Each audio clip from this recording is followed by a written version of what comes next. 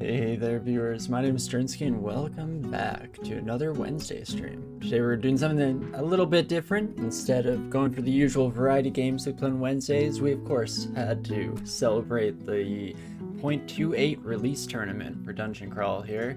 Very excited to see some of the changes firsthand, see how they fare. Most particularly, and what we'll probably be starting off today with, is the new god Ignis, and some of the new fire spells that have been packaged up in the Cinder Acolyte background. So we'll look forward to that, but of course there's always the rework for Ured. I think Rue and Okawaru got some little minor changes thrown out there, and of course new Spider, new Hells. It's a whole new dungeon out there, so we'll have to see how it all goes down. Hey there, Bob, how's it going?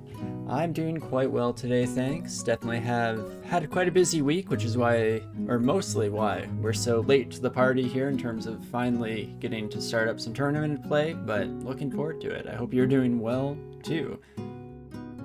And without further ado, I guess, let's start thinking about heading in. Of course, as always, if anybody ever has any suggestions, let me know, because I always appreciate offloading all my decision making onto other people, and it's usually fun to try out something new. But with this first one, we might just have to come up on our own. I'm glad to hear that, Bob. I'm glad to hear that. Are you playing at all in the tournament here? You just picked up DCSS and you're having a blast? That's awesome. Very much love to hear that. Always awesome to see new people coming into the community, picking up this fantastic game that has definitely left me with no end to the amount of fun that I've pulled out of it over the last, 12, I always say 12 years, but it's probably been like 13 by now. Still working on your first win? Yeah, no, it definitely took me a long time to get the first win. Generally, most of the people that I talk to seem to have done it in the shorter period, or in a shorter period than I managed for my first one, but it's all part of the fun here. A lot of the joy that I pulled from the game was from that initial period of just trying to figure things out, learn how it all fit together, and of course, mostly, just have some fun with it. So if we're going to be a Cinder Acolyte today, for our first run of the evening, we probably want some fire magic aptitude, just to fit in nicely with our starting book. Don't have to worry about invocations from what I understand. I don't think that there's any interaction with Ignis on that side of things. So I believe the only above 0 aptitudes in fire magic off the top of my head are Hill Orc with a +1, though they, if I remember correctly, also have quite a bad spellcasting aptitude, so maybe take that into account. What else? Draconian, I mean, it depends on which color you get. Gnolls, we're just not going to talk about. And otherwise, Genie, Deep Elf, maybe Baraki, I think might have a +1 aptitude, so we could try something new. I don't think I've ever actually played a Baraki, even though they came out a decent while ago. Just never gone around to it. But to start with here, let's jump in.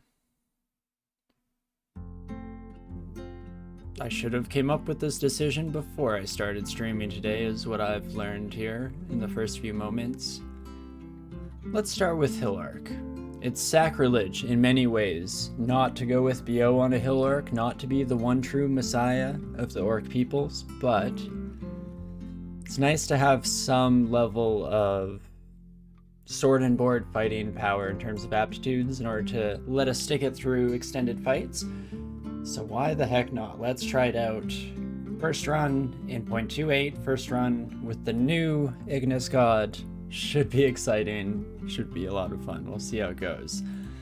And we'll start with hand axes just to make best use of that incredible aptitude. And okie dokie. Let us turn those off. It's because I was automatically on manual to start off. Was very confused there for a moment.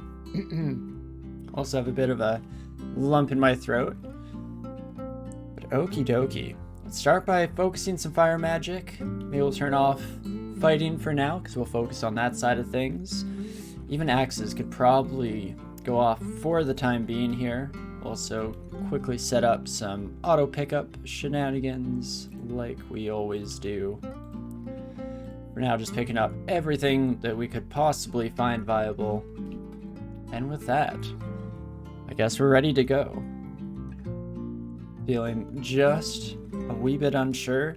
I guess, before we jump in, we don't know any spells, that's good to know. Scorch is a level 2 spell. Interesting. Let's get a quick description of this new one. Scorch is a random foe. Those injured by this have their resistance to fire burned away for a short time. And 2d6. That's not bad for a level 2 spell. But of course we won't have access to it quite yet. We'll instead have to make do with the strength of our axe here to start out with.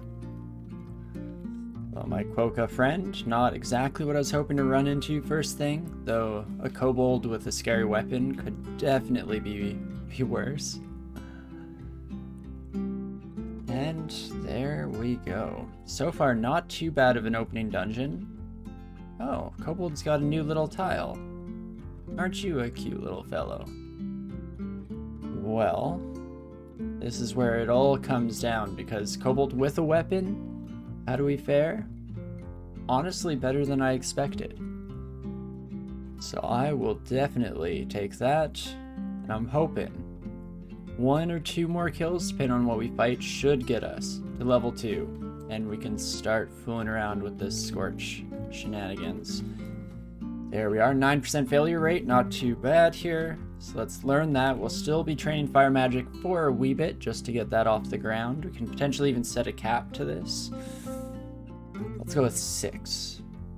See where that leaves us. And then depending on whether we find some more fire spells or not, we'll have to see where we end up delegating the rest of our experience moving forward. Oops. That was foolish of me. Little bit of delay messing me up, but that is a-okay. Let's Scorch.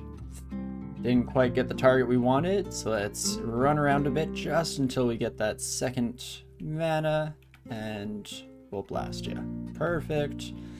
I feel like Scorch is going to be super powerful for the near future here. First couple floors of the dungeon, it does enough damage to break its way through most of the things that we'll come across. Oops, not wield, where? There we go. There's also going to be a bit of a learning period here where I try and remember a lot of the hotkeys. I definitely use the mouse options available in the offline version to a pretty decent extent, but it usually comes back relatively quickly. We'll just blast you.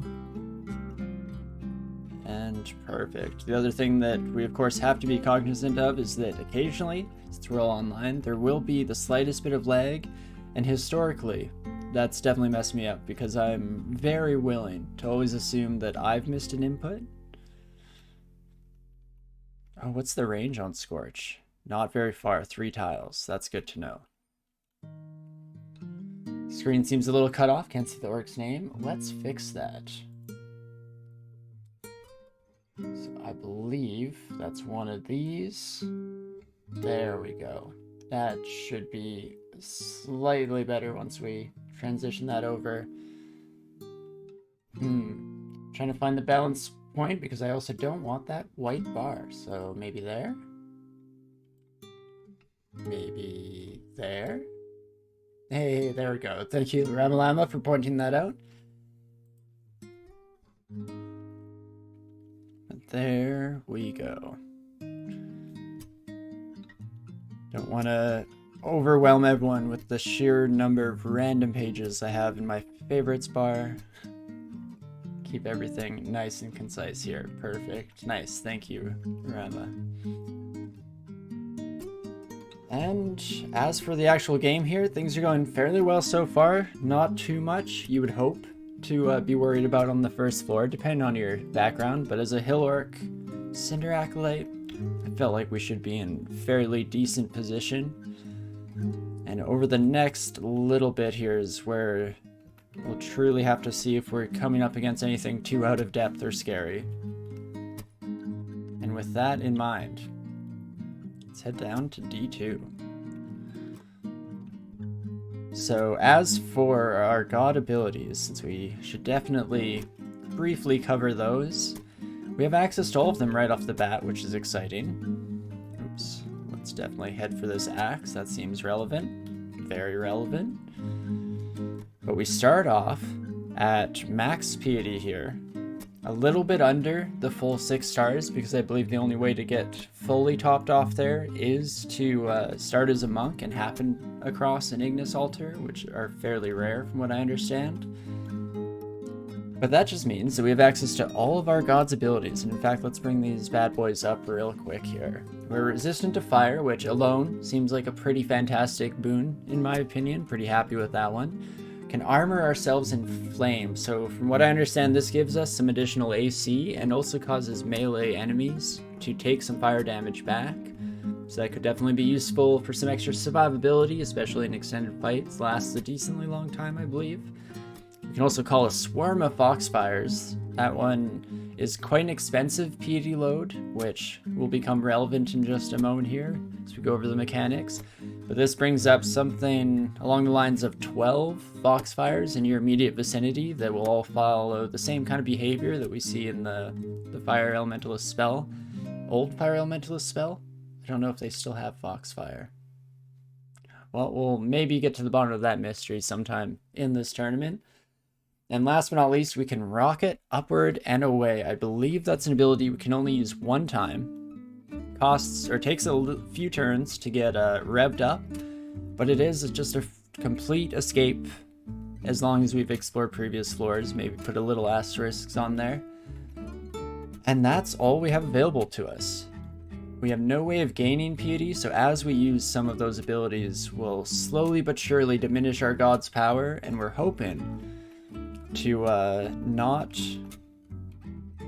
use it up too quickly here if possible, especially since I don't plan on abandoning Cygnus, or Ignis. Don't know why I called you Cygnus, sorry my Lord and Savior. But it should definitely be an interesting experience trying to come from top power with your deity all the way down. Sorry brain, Mr. Hello to you as well. I hope your crawling has been going well. I did notice that our team here got a few points already for sure. I think we have 1 win under our belt, unless that's changed in the last couple of hours or so. So that's exciting. I also should mention that we were originally the Curse of the Tengu. We have provisionally changed our name to March of the Tenguins. Just randomly hit me in a fever dream all of a sudden today and decided to throw it on provisional just because I of course want to ask my teammates, see how they feel about the name change. That includes you, Brain. Just let me know. If you hate it, we can definitely workshop it a bit, go back to the classic curse, what have you. You haven't won this tourney yet? I'm sure it will come eventually. And if not, well, I hope you're enjoying your time, at the very least. That's all that really matters. And hey, Dr. Pirate, how's it going? Nice to see you around again. I checked out some of the musical recommendations from earlier in the week here. You're okay with the name, but unlikely to play Mini Tengu? Oh gosh, no. I would not put that evil on anyone. After how it went for us in recent history, oh me, oh my. Please, don't torture yourself. Okie dokie. Oh yeah, what did I think? I very much enjoyed it. Yeah, America had a lot of good instrumental bits behind their music, and the vocals just immediately hit me with like nostalgia and some form of recognition that I was trying to put a finger on. At first I was just wondering, does it sound kind of like Sufjan Stevens or Cat Stevens? Maybe that's where I'm getting it. And then the singing kind of really hit its tempo, and all I could think of were the lyrics to Horse with No Name. So I immediately looked it up, and that's also by America. So there was one song that I had actually heard before, and it was enough of a memory to stick in. And similar thing happened when I looked up Grand Funk Railroad. Is just song after song. I kept being like, I know this. I feel like I know this. And especially, I think like Some Kind of Wonderful was probably the most familiar song in that list. But very much enjoyed taking a little trip down almost memory lane. Very enjoyable. But yeah, loved the guitar in all of the America songs. And the vocals were quite nice too. So thank you for the suggestion. You told me I know Grand Funk Railroad, but didn't know you did? Oh, definitely. Yeah, I think every second song, even I'm Your Captain, was instantaneously like ringing bells, and I was finishing lyrics that I didn't know that I'd even heard before. But nevertheless, very much up my alley. A lot of those, I mean, I'm gonna group them under the umbrella of classic rock, even though it's not necessarily rock alone. Regardless, very enjoyable stuff, very much up my alley. But all right, let's jump back into our skills here.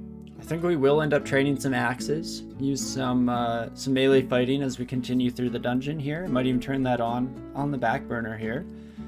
Can pop into our inventory and just auto set this real quick to 14 as our skill cap. You should have thought to recommend Cat Stevens too. Definitely one of my classic favorites. I grew up very much so with Cat Stevens. In fact, for quite a few years in my kind of preteen era, my family had an intercom system in the house we moved into when we moved to Canada.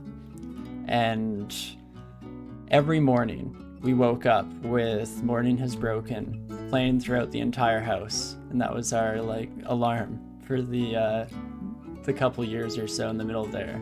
Very much an artist near and dear to my heart. I know about Jim, oh gosh, can I pronounce that? Jim Croce, maybe? There's a bunch of his songs I'll know. I might like that. Yeah, off the top of my head, it's not ringing any bells, though. As I mentioned before, it doesn't mean a whole lot with me. I feel like I generally know artists by their music a lot better than by their names, but I'll give it another peek after. Croce. Perfect, thank you. That's also something I appreciate, is learning how to properly pronounce people's names. No, I will definitely give them a look-see after. I'm never gonna have to find my own music again. I can just rely on all of you lovely folks to do all the heavy lifting in that regard. There we go. Ooh, Ring of Strength. Let's quickly put that bad boy on, right? Capital P for put on, of course, as we know. And so, HoCA. Who do I want to swap to? Swap. No. Ooh, Water Moccasin is very scary to start off here. This might be a decent opportunity to reach in to our God Pocket here. Ignis runs out eventually. I know, it's so sad, but I think, at least for my first Ignis win, I'm going to be a bit stubborn about it, and I'm going to follow my headcanon that if you get out with the Orb of Zot, you can somehow revive poor old Ignis from their early grave. So we're going to see how it goes. I guess I should put the caveat, just in case things truly hit a wall and we begin to struggle profusely at some stage, it might be nice to have it as an option. But okay, Rising Flame, not necessary yet. Let's save that for something truly scary in the future. Fiery Armor or Foxfire. Right now we're not in a good place for Foxfire. Not a whole lot of squares to open up. And it's decently expensive in terms of PDs, so I think what we'll try to do is start with Fiery Armor. Hope that that's enough to get us through this fight, because at the end of the day, if we get lethally poisoned, we have absolutely 0 potions. So no shot at a curing for us, not even a slim percentile. So that's going to be interesting to say the least, but let's jump back into the hallway, bring out our Fiery Armor, and I think that should be enough to kill a Water Moccasin quickly. Perfect. Might have even been overkill. I need to be slightly cautious of how often we're using these God-given abilities. We will, as mentioned, run out of piety really quickly here, especially with being unfamiliar with kind of the feel of how often we should be able to use these things. So I was hoping to get past E3 before needing to take such drastic measures, but we'll see how she goes. No Orc Priest, so we're looking pretty happy here, all things considered. What have we got? A +2 Flail of Holy Wrath. I think we'll leave that by the wayside for the time being. Our first potion with a poison enemy. You only have 18 health, so we should be able to scorch you pretty quickly. From what I could gather, I think it's at least implied that Scorch can never miss. Or never miss, rather. But we'll have to see how it goes. Am I still in Explore mode? There we go. I was very confused as to why things weren't working out. I failed the first one, but the next two did the trick. We don't have a huge mana pool to work with either, so that's something else that we might want to keep in the back of our heads at all times. We can only cast 4 Scorches. Scorch doesn't miss, just can't target it. Perfect. Well, that works for me. We'll likely be using it mostly to take out sketchier large targets that may otherwise pose a concern to us, because ideally we can otherwise just hack away with our axe, get the job done. And speaking of, we picked up a couple of armor pieces, and I do believe that we should switch to them. We're at a 2% failure rate. Let's see, if we swap, in fact, let's go to wear here. Let's try out the ring mail first and see where that leaves us. 4%, definitely manageable. And last but not least, ring on the chainmail. That's what I thought. I knew we were hitting the wall eventually there, so let's just switch back to the ring mail for the time being. But it does give us slightly better defensive capability. And here's where Scorch makes its money back. Fantastic. That's exactly the kind of target we want to save that for. Use it, love it. It's an amazing spell. I'm excited to hopefully get, fingers crossed, provisionally of course, hopefully find ourselves with some more fire-based spells, because I really want to take advantage of the stripping of fire resistance and seeing how well that synergizes with all that stuff. Should be a good time in the future. Hey, Exquina, let me know if you have a preferred way that I should be pronouncing that, of course. But just tuning in, wasn't expecting DCSS on a Wednesday. Pleasant surprise. Glad to see that we won with Tengu. Oh yeah, it was an arduous process, all things considered. Lost many good souls, many good Tenguins. Or Tengu. Oh gosh, I'm going to be saying that for a while now that I've named my team that. But I too am glad that we eventually did get the win, especially with such a strong character. When we left it off 2 Sundays ago, I was just holding my breath that I'd still find some way to mess up an otherwise ideal run. But it worked out, and yeah, very much enjoying exploring some of the tournament stuff. This is our very first game in 0.28 today, which, I mean, no pressure, but you gotta win your first one, right? Just gotta. So we'll have to see how it goes. And no, we got it? Nice, perfect. Been lurking here for a couple weeks. You don't tend to talk much in chats. And yeah, those first few Tengu runs were rough. I definitely cannot disagree. But of course, never any pressure to chat here on Twitch. I very much appreciate all of the lovely lurkers that show their support anyway that works best for them. So thank you so much. Ooh, Pistachio, I should have recognized you a little bit sooner with that red border. I am slightly concerned. Scorch doesn't work too well here, because with all the small mammals being summoned, we'll have a lot of conflicting targets to take care of. And a +4 Falchion of Holy Wrath. You know, I might leave you alone for the time being, Eustachio. You can just go your own way, and we can reconvene at another time when we're hopefully slightly more prepared. In fact, let's just scorch this centaur zombie out of this plane of existence, and there we go. Sorry to keep harping on about the music. Never be sorry about that. I'm glad for it. But did I hear the recent redo of Tea for the Tillerman? Kind of wild to hear the old songs completely reimagined. Is that the, that's the shanty one, is it not? Maybe it's just Tillerman that they have in common. NT, I guess. But I did hear a lot of the reduxes on that, if that is the correct one. Definitely correct me if not, and I can go and check out another new fantastic piece of music after the stream today. Always happy for that. Good luck, Tor. Thank you, Safid. I believe in our powers here. We will get through this. First run. Again, we gotta make it through with the dub if possible. Would be nice. Probably a first for me to win on our first game in a new version. Though partially that depends on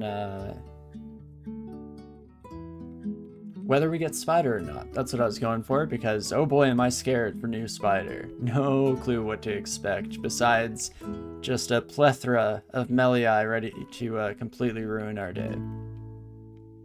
That's the Cat Stevens album with Wild World and Father and Son. Oh, okay, nice. Then yeah, not what I was thinking of, but I will definitely check it out. I do know both Wild World and Father and Son. Wild World I know better for sure. That was one of the ones in the classic family rotation for road trips and whatnot. And oh baby baby, it is a Wild World. Try and scorch this son of a gun. At the very least, after the first one, even our scorch itself will deal that amplified damage from stripping resistances. That seems to work out quite nicely.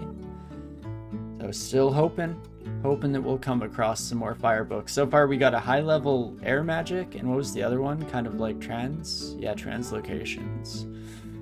So maybe not exactly what we were hoping for, but we'll see if it ends up having a spot on the roster later on. He did a remake of it in 2020 for the 50th anniversary. Ooh, I'll definitely have to check that out. In general, it's been a while since I watched any like recent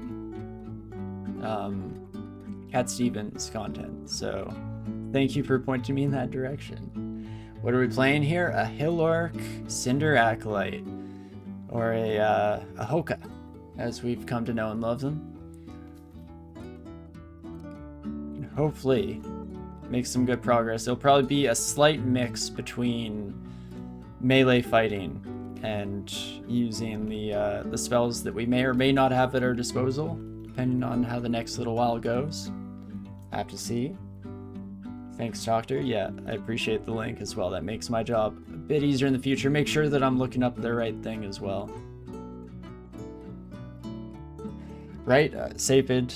You took the words right out of my mouth. When we were starting this character, I said the exact same thing, that it was just unthinkable to not be the one true messiah of the Orc people, but here we are, breaking all the rules, making our own laws. It's a lawless place out here. It's the wild west of the dungeon. And it hurts. It does hurt. It's sacrilege even, but it is what it is. And sometimes sacrifices must be made. What are all you humans doing out here, hey? At least you'll have clubs. Otherwise, though, it's a decent chunk of change on you, hey? Let's try fighting one, and if things start to go poorly, we can retreat, and we will most likely be able to kill just one of them up the stairs. Oh, I see, with leveling up, they're no longer in extremely dangerous territory? Well, that's nice. In that case, let's just blast the rest of you real quick here. Some undodgeable damage, and beautiful. Run upstairs to heal, even though that runs the risk of running into a Pistachio. With Hill Orc, it's always a bit up in the air until you see what equipment and books the dungeon gives you. Exactly, and that was part of the rationale for picking Hill Orc, is that if we don't happen to come across any magic manuals, or magic spellbooks rather, that interest us, we still have a decent opportunity to just become a bit of a classic sword and board here. Well, this is hurting worse than I expected. Run upstairs, please no Pistachio. You son of a gun. Whoops. Do we have Magma Bolt or anything piercing? Unfortunately not, and I don't believe we will anymore. Right? Yeah, Doctor coming in with the correction there. It's gone in 0.28, except on your Hep Ghost. Yeah, because enemies can still have all the Bolt spells, right? Even though the majority of them have been removed from the game by this stage. So yeah, unfortunately not. But we'll have to see. I don't even really have a great understanding of the new Fire Mentalist spells, so that's going to be another interesting point in our future if we do manage to find one of those spell books. Here's looking at you, game. Would be nice to be able to show off a little, you know, experience all the mechanics here. The perfect representation of what this game can be. I'm still going to throw our skill attribute points into intelligence with the hopes of casting spells, and we'll just live with our mistakes if that does not end up being the case. It's not bad here. They're trying really hard to make you not like this patch. I'm sad to hear it, of course. I fortunately didn't have too much opportunity to grow a close bond with Bolt of Magma, besides making a point to use it in some of our more recent attempts, just to enjoy the spell a bit before moving on to this version of the game. But from what I've heard, a lot of the new Fire Elemental spells are a lot of fun, so I always can hold off on the positive side of the changes and hope that does the trick. Pet Battle Mage still earns it, you think? Yeah, makes sense. And you get Starburst now. Safed, which is like Magma Bolt times 8. Well, when you put it that way, who could possibly say no? You just like bolts and shields? Yeah, because shields got a lot harder for casters to use, right? And now there's the orb slot that you can fit in, which I actually completely forgot about when we were running over the kind of list of new features in my head at the start of the stream. I totally forgot that there are now the magical orbs. I'm excited to see what some of those egos look like. Though I've heard some mixed results on that side of things for sure. But we'll have to keep that in mind on this character, that shield might be a little bit harder to get off the ground. It still is most likely worth it, if just because, ouch. Okay, so I thought initially here that we'd risk fighting because, hey, we have fire at our disposal. Who better for us to run into than Menkar? The torment hurts, for sure. That's real rough. But, unfortunately, even with that idea, wasn't quite enough to get the early damage that I otherwise expected. So, do we want to reach into our God Pocket here? Fiery Armor still wouldn't be too bad. Gets us some defensibility while staying at low health, a couple more torments, and not sure how much Fiery Armor will actually be able to help us. Alternatively, Foxfire Swarm will mostly fill this area. As long as we don't have to trample too many of them, and not too many are used up trying to kill this Ice Beast, it might be good enough for me. Flame Wave is underwhelming, but Scorch is amazing and Starburst is great. Hey, that's a pretty good hit record. I'll take what I can get. And almost all the orbs aren't good. From early on, Orb Light is amazing for anything even remotely melee. Free halo effect like the Shining one gives you. Interesting. Yeah, Safe, you like orbs conceptually, but you don't like having to sink more points into skills to not die in melee. That makes sense. And yeah, I like conceptually and thematically, I really like the way that it fits in with spellcasters. I think that's super interesting. As well as to get away from the kind of... I mean, I have such a diehard addiction to shields in this game. Every character gets a shield, no matter what I'm running. Ideally, it'll get a shield, with that one Tengu being the exception. But... so yeah, I agree with that side of things. Conceptually makes a lot of sense to me and is also a lot of fun. What I do is go into God Powers, press X, and then go to Arc and find a mana green robe and repent. No, unfortunately, again, we're being a terrible messenger for our people today. Okay, Foxfires mostly just did work on the Ice Beast. Interesting. Main car here can hit for up to 25. I was hoping would take a decent number of those Firefoxes, or Foxfires, not the browser, the spell. Gotta keep those straight. I was hoping that you'd take a few of them to the face, my mummified friend, but we're not in lethal territory this turn, so I'm gonna go for the Scorch. And it should be enough to kill you. Fantastic. In fact, now I'm just surprised. We must have rolled like 3 2s in a row to start out that fight. So maybe feeling slightly more justified in my initial plan, though there are limits to how far I can take that with seeing the results that transpired. Okie dokie. Pair of rune gloves, looking quite nice. Ooh, +2. Now we're sitting much too pretty in terms of our early AC, at least for a spellcaster, which means the true horror is about to start. Almost definitely. Did I just hit resist drowning? For which? Oh, I might have misspoke, honestly.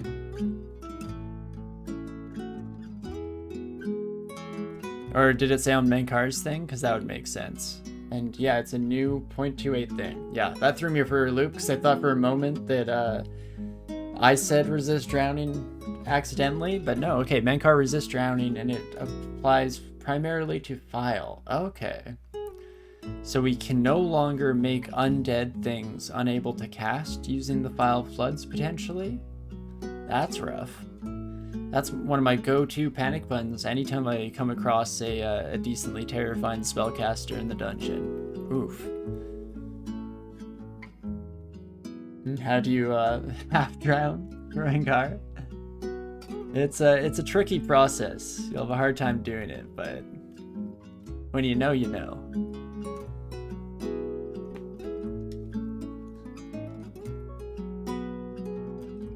Okie dokie. Oh, there we go. Down to D7. All relatively tame so far, that water moccasin being maybe the most frightening experience that we've had so far, at least on a surface level. The Menkar dice rolls put aside for the time being, of course. But now is about the time where the dungeon begins to throw the truly scary stuff at us. Even that got me for a moment there, but it's just the special vault. We don't have to fight any of these sons of guns. That's perfect. Oh boy. It's not what you want to see. This is. So having only the wasp in our line of sight for the first turn worked out quite nicely. Unfortunately, it's about to get a bit trickier here. I'm not sure on that. Honestly, you don't think too much about it because there's so few sources of drowning except for maybe engulf. That's not something a player can apply easily. That's true. Maybe they should just say doesn't need to breathe. And then you get into the whole can of worms of, does that mean that calcifying dust does nothing to you? Do you have to become immune to anything requiring breath? I mean, regardless, you kind of should be as a mummy, I feel, because you are right. I would assume that Menkar does not need to breathe, but I'm not too up to date or in the know when it comes to the physiology of mummies, so could definitely be wrong there. And definitely, oops, that's not what I want to do, a tough situation for us here, right off the bat. We can no longer rely on Scorch to hit the Hornet. I believe our own chances of hitting are not great. Yeah, 50-50 shot each time, and it's gonna take a few of them to kill this son of a gun. So what can we do? We can rely on Ignis. We could head up the stairs even to start off here. Maybe call in a bunch of Foxfires. Let's see what the top of the stairs looks like on this end of things. Ooh, that's not very conducive to mass Foxfire. I'm also trying not to use it too often, of course, though there's only so much we can do in that regard. Oh, and in fact, going up the stairs will not help us because you also step next to us. Being slowed will do that to you, I guess. Okay, let's take a look in our inventory. for any potential offers here. Polymorph should have been a little bit quicker on the draw here, potentially, to just turn this buddy into something else. Golden Eye and Acid Dragon. I mean, Acid Dragon is bad. All of these are quite horrifying, actually. So maybe not. Maybe wrong with that side of things. We could just vault out of here, rocket upwards, as it were, but I was hoping to save that ability for someday in the future, of course. So let's maybe take a peek at our potions, see how these have been going. I feel like, as bad as I always have been with identifying stuff in my inventory, making sure I actually know what all these scrolls and potions do, I'm even worse when it comes to web tiles. When I don't have the visual reminder of seeing all those unidentified trinkets lying around, very little odds that my stupid brain will recall that it's an important thing to be doing. So that's not fantastic. I guess Potion of Resistance should give us poison resistance. That's something that might be useful. Let's do it just to play it slightly safer here. I might also be wrong about that. No, okay, it does give us that resistance. We are exceptionally poisoned, in a rough spot, all in all here. So, as much as I hate to do it, I'm gonna Rise in Flame. And we might die in the process. But hey, what are you gonna do? If that does end up being the case, not a whole lot of options once I already started to fight this son of a gun by accident. So I'm gonna drink a random potion, hopefully it's healing. No, it was haste. But we do rocket upwards and we are saved. So now, we no longer have that as an option whatsoever. That's the kind of downside to using it so early on in the game on D8. Not what I was hoping for. It was going to be saved for Zot 5 when I desperately needed to escape the horde of Orbs of Fire on our tail. But all that really matters is that we are still alive. And it's another lease on life, another opportunity to potentially make it through in one piece.